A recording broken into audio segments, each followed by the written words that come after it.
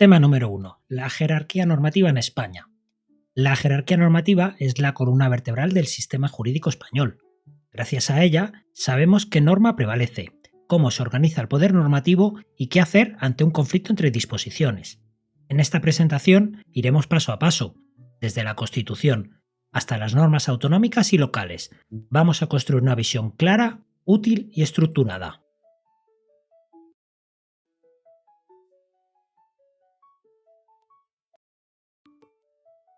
La Constitución española, norma suprema. Comenzamos por el pilar esencial de todo el ordenamiento jurídico español, la Constitución de 1978. Toda norma, decisión o actuación jurídica nace bajo su autoridad. ¿Por qué es la base de todo? Es la norma más alta del sistema. Ninguna otra norma puede contradecirla o ignorarla. Toda ley, reglamento o actuación debe ajustarse a ella.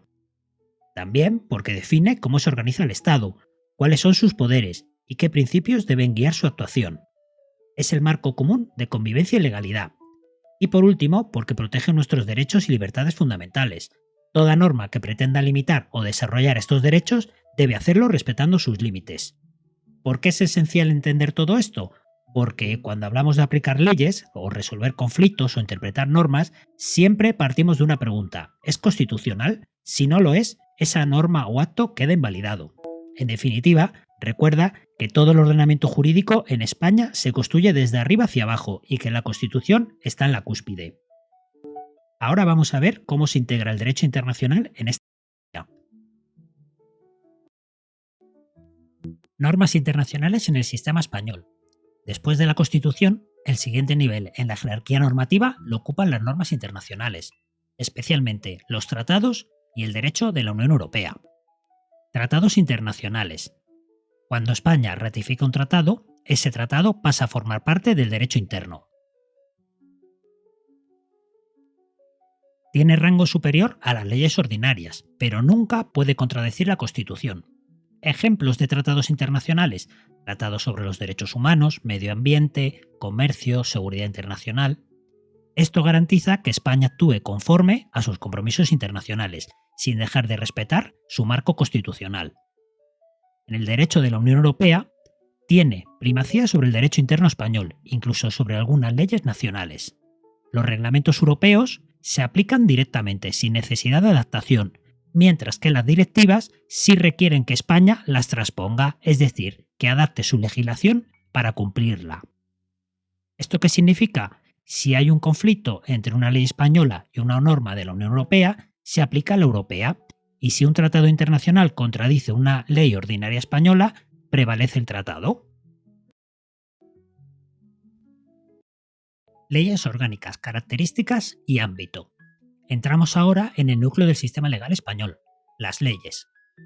Y vamos a empezar por las leyes orgánicas, que tienen un tratamiento especial dentro del ordenamiento jurídico. ¿Qué es una ley orgánica? Pues según el artículo 81 de la Constitución, son leyes que regulan materias especialmente sensibles, como derechos fundamentales y libertades públicas, estatutos de autonomía y régimen electoral general. ¿Cómo se aprueban? Pues se aprueban exigiendo una mayoría absoluta del Congreso en una votación final sobre el conjunto del texto. ¿Esto qué supone? Eleva su nivel de consenso político por tratar temas que son esenciales para el Estado. ¿Por qué son importantes? Pues porque afectan directamente a la estructura del Estado y a los derechos de las personas. Su contenido tiene una fuerza especial dentro del sistema legal y ninguna ley ordinaria puede regular estas materias. Cuando veas una ley sobre derechos fundamentales, sobre la estructura autonómica o sobre las elecciones, estás ante una ley orgánica y eso implica un nivel más alto de protección, rigor y jerarquía dentro del sistema. El siguiente tipo de ley que vamos a ver son las leyes ordinarias en el sistema jurídico español. Aquí damos paso al tipo de ley que es más común en el día a día del Parlamento, que es la ley ordinaria. ¿Qué es una ley ordinaria? Te preguntarás. Pues es una norma aprobada por las Cortes Generales, el Congreso y el Senado. Regula materias generales que no están reservadas a las leyes orgánicas: fiscalidad, economía, administración pública, medio ambiente. ¿Cómo se aprueba? Por mayoría simple en el Congreso. Es suficiente que haya más votos a favor que en contra. Es un procedimiento que es más flexible, ya que permite que se legisle con agilidad en muchos ámbitos. ¿Qué límites tiene? 1. no puede regular materias reservadas a las leyes orgánicas, como derechos fundamentales, régimen electoral o los estatutos de autonomía. Y si una ley ordinaria invade esas materias, puede ser declarada inconstitucional. En la práctica, la ley ordinaria es el instrumento legislativo más utilizado en España. Es fundamental, pero tiene su límite, nunca puede invadir competencias de la ley orgánica ni contradecir normas superiores.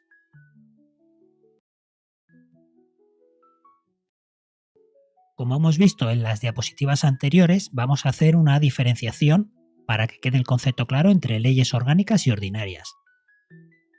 Vamos punto por punto. 1.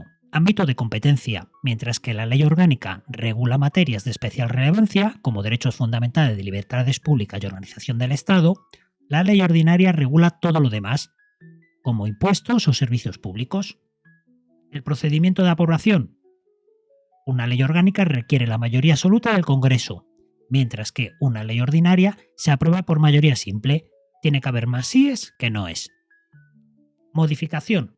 La modificación de una ley orgánica solo se puede modificar por otra ley orgánica, también con mayoría absoluta, mientras que la ley orgánica se modifica por otra ley orgánica con una mayoría simple. Y por último, y dentro de la jerarquía normativa, ambas están al mismo nivel jerárquico, de ley, pero la ley orgánica prevalece en las materias que la Constitución le reserva exclusivamente.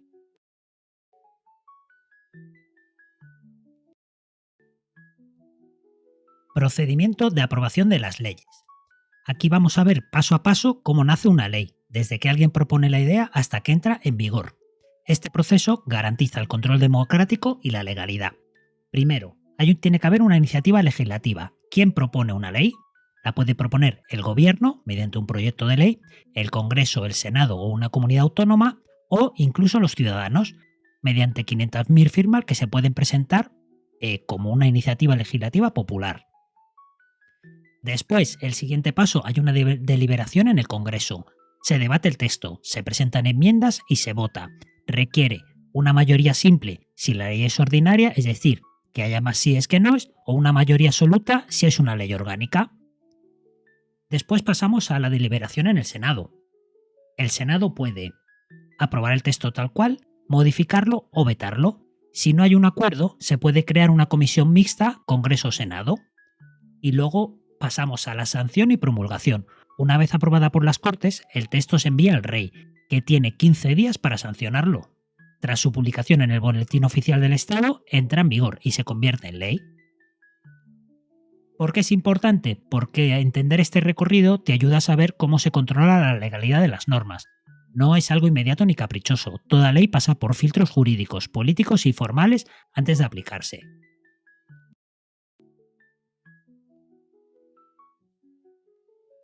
Iniciativa legislativa.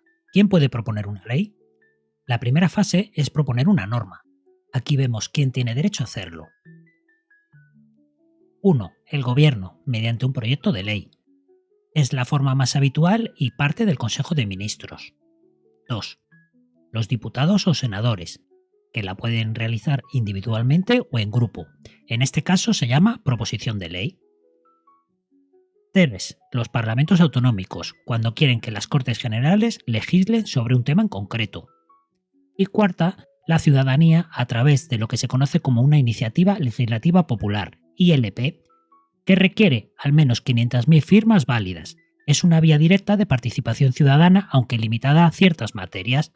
Importante, no se puede presentar una ILP sobre temas como impuestos, derechos fundamentales o la ley electoral.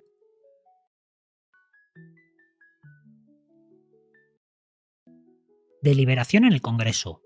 Una vez presentada, la propuesta entra al Congreso de los Diputados, donde sigue este camino. Se asigna a una comisión parlamentaria especializada, por ejemplo, Sanidad, Justicia o Interior. Se abre un plazo de enmiendas, es decir, los grupos parlamentarios pueden proponer cambios, añadir o eliminar artículos. Y después se discute y vota en comisión o en el Pleno del Congreso. La aprobación depende del tipo de ley. Una ley ordinaria basta con que tenga mayoría simple, es decir, más votos a favor que en contra, mientras que una ley orgánica requiere mayoría absoluta, de los 176 diputados como mínimo en la votación final del conjunto.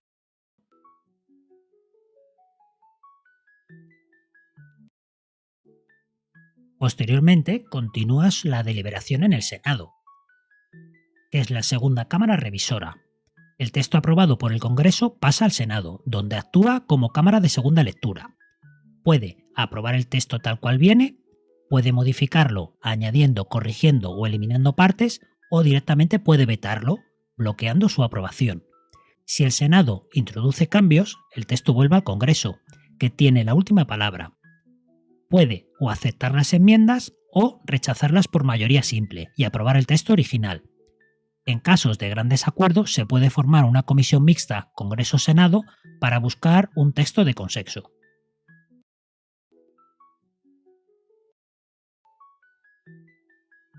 Y por último, pasamos a la sanción y promulgación, que es la entrada oficial en el ordenamiento. Una vez aprobado definitivamente, el texto pasa al rey, quien actúa como garante formal del proceso. El rey sanciona la ley. ¿Esto qué significa? Firma que se ha seguido el procedimiento legal y luego se promulga, es decir, se ordena su publicación oficial en el BOE, que es el Boletín Oficial del Estado. La ley entra en vigor en la fecha que indique el texto y, si no dice nada, 20 días después de su publicación, según el artículo 2 del Código Civil.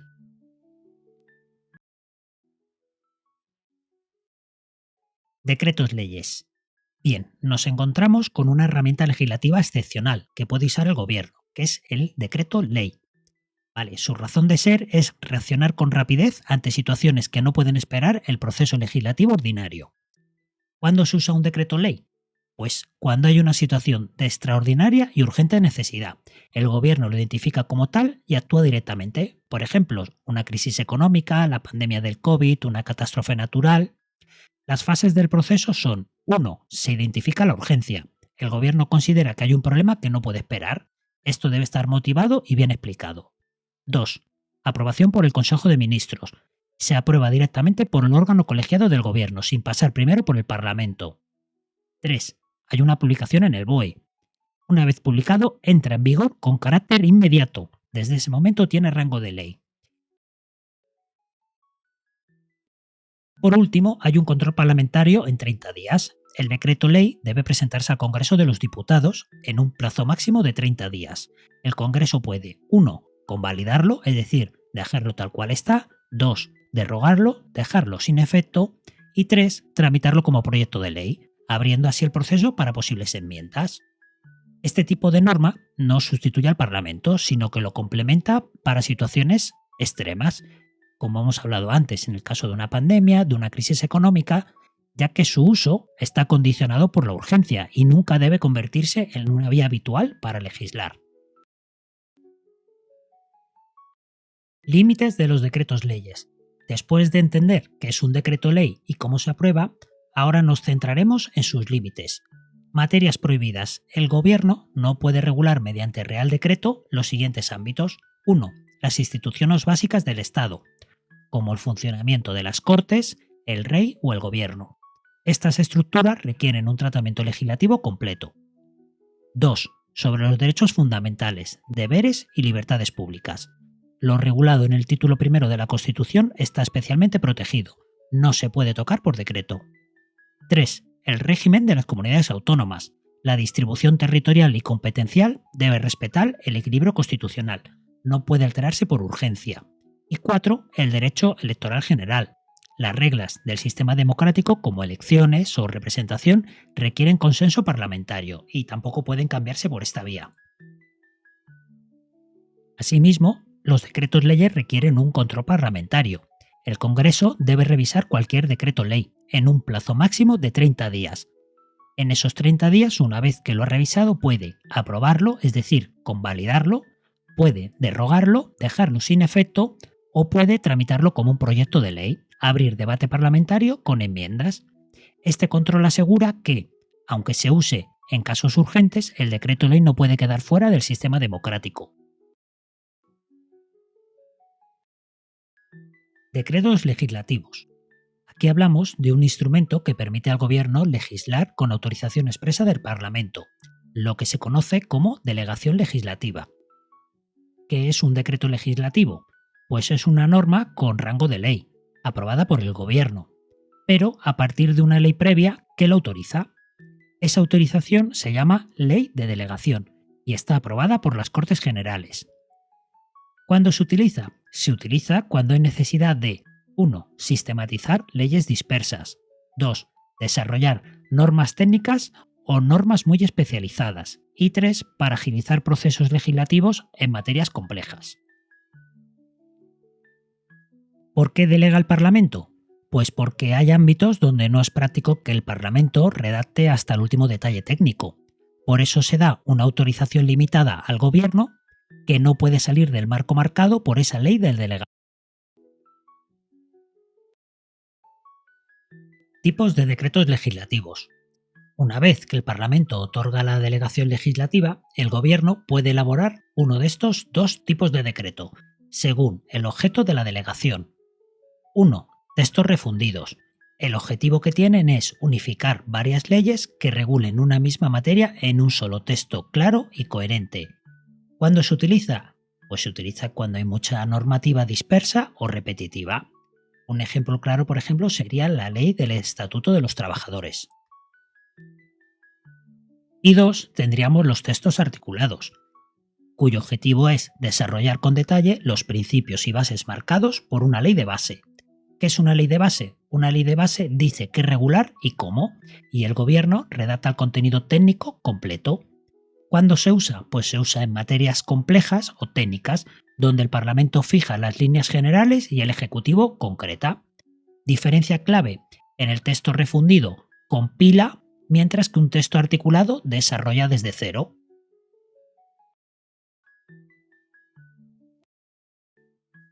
Procedimiento y control de los decretos legislativos.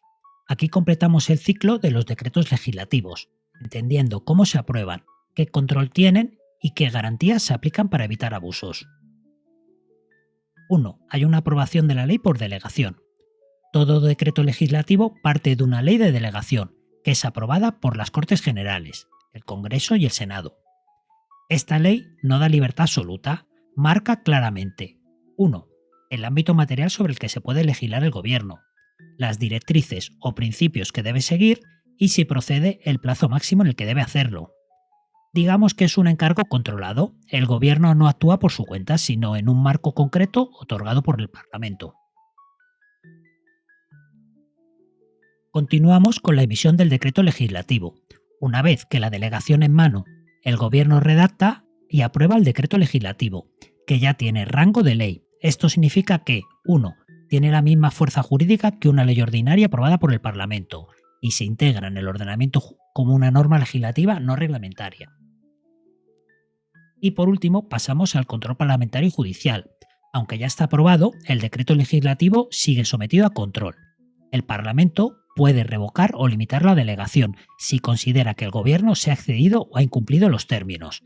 El Tribunal Constitucional puede revisar su constitucionalidad si se presenta un recurso, especialmente si se exceden los límites de la delegación. Reglamento, desarrollo de las leyes. Bien, aquí vamos a entrar en el nivel sublegal del ordenamiento jurídico. Digamos, los reglamentos no son leyes, pero son fundamentales en la aplicación diaria del derecho. Son normas dictadas por el Poder Ejecutivo para desarrollar, completar o concretar lo que dicen las leyes. ¿Qué es exactamente un reglamento? Es una norma jurídica de carácter general, elaborada por autoridades del Poder Ejecutivo, como el Gobierno, ministros, las comunidades autónomas, ayuntamientos. ¿Cuál es su objetivo? Pues poner en práctica las leyes, es decir, aclarando detalles técnicos, organizativos o procedimentales. Un reglamento nunca puede contradecir ni modificar una ley, está por debajo de ella en la jerarquía normativa. Los reglamentos tienen naturaleza subordinada, no son autónomos, sino que se apoyan en una ley previa. Sirven para hacer operativa la ley. Por ejemplo, si hay una ley que dice que se concederán ayudas, el reglamento concreta quién la solicita, cómo y en qué plazo.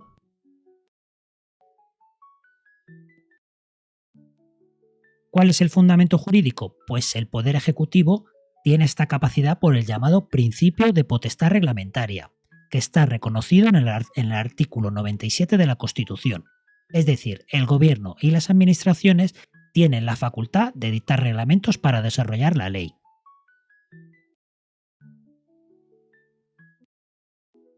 Bien, continuamos con la clasificación de los reglamentos según su relación con la ley. Vale, esta diapositiva nos va a ayudar a entender que no todos los reglamentos son iguales, ¿vale? Se clasifican en función de cómo se relacionan con la ley que desarrollan o complementan. Nos encontraríamos primeramente con los reglamentos ejecutivos. Son los más comunes, desarrollan o complementan una ley existente detallando aspectos prácticos. Siempre deben ajustarse al marco legal que desarrollan, no pueden añadir ni quitar contenido sustancial. Por ejemplo, una ley de subvenciones puede establecer el derecho general y el reglamento detallará los requisitos concretos para solicitarla. Segundo, tendríamos los reglamentos independientes, que regulan materias no previstas directamente en una ley, pero que están dentro de las competencias del Poder Ejecutivo. No se apoyan en una ley específica, pero tienen límites constitucionales claros. No pueden invadir competencias reservadas a la ley. Por ejemplo, normas organizativas internas de los ministerios o reglamentos sobre procedimientos administrativos menores. Importante destacar aquí, son más delicados jurídicamente porque no derivan directamente de una ley previa. Si se extralimitan pueden ser anulados. Y por último tendríamos los reglamentos delegados, que surgen de una delegación expresa de una ley. El Parlamento autoriza al Poder Ejecutivo a regular una materia concreta dentro de unos límites y con condiciones precisas. Es similar a los decretos legislativos, pero en el marco reglamentario. ¿Qué suelen regular? Pues aspectos muy específicos o muy técnicos.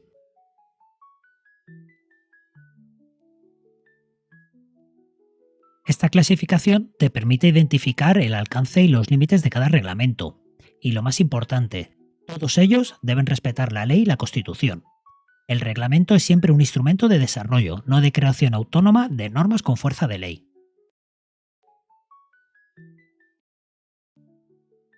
Clasificación de los reglamentos según el órgano que los dicta. Aquí ya no hablamos de qué regula el reglamento, sino de quién lo emite. En función del órgano administrativo que lo apruebe, distinguimos varios tipos. 1. Reglamentos gubernamentales. Son los reglamentos emitidos por el Gobierno en pleno, normalmente a través del Consejo de Ministros. Tienen un carácter general y estratégico. Suelen adoptar forma de Real Decreto y aplican políticas públicas amplias o regulan sectores enteros. Por ejemplo, el Reglamento General de Tráfico o Reglamento sobre Contratación Pública. 2. Reglamentos ministeriales. Son dictados por cada ministro individualmente. Suelen adoptar la forma de órdenes ministeriales y regulan aspectos técnicos o administrativos de su ámbito específico de competencia.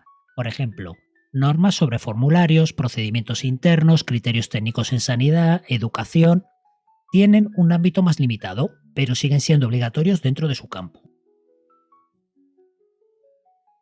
Y por último tendríamos los reglamentos autonómicos y locales, que son emitidos por los órganos ejecutivos de las comunidades autónomas y entidades locales, como por ejemplo los ayuntamientos. Tienen fuerza normativa dentro de su territorio y deben respetar la Constitución, las leyes estatales y sus propios estatutos de autonomía. Un ejemplo claro, el Reglamento Autonómico sobre Gestión Sanitaria en una comunidad autónoma. Bien, y por último, y para terminar el tema, vamos a ver un pequeño cuadro para ver las diferencias entre los reglamentos y las leyes. Vale, este cuadro ofrece una comparativa clara para no confundir dos tipos de normas que, aunque se complementan, tienen naturaleza, origen y fuerza muy diferentes. A nivel de jerarquía normativa, las leyes están en un nivel superior en el ordenamiento jurídico, mientras que los reglamentos son normas subordinadas, que no pueden contradecir ni modificar una ley. Si hay conflicto, prevalece siempre la ley. Atendiendo al proceso de creación, las leyes son aprobadas por el Poder Legislativo, Cortes Generales o Parlamentos autonómicos. Siguen un procedimiento formal, mientras que los reglamentos son dictados por el Poder Ejecutivo y su procedimiento es más ágil y técnico. Esto permite a los reglamentos adaptarse más rápido, pero sin poder crear normas con el mismo nivel de autoridad. Atendiendo al contenido y al alcance, las leyes establecen principios generales y marcos normativos, marcan las grandes reglas del juego. En cuanto a los reglamentos, se centran en la aplicación práctica, es decir, los requisitos técnicos, procedimientos y detalles operativos.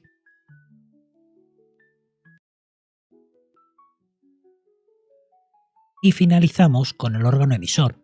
El órgano emisor de las leyes serían las Cortes Generales y parlamentos autonómicos, mientras que el de los reglamentos sería el gobierno, ministros, administraciones autonómicas o locales.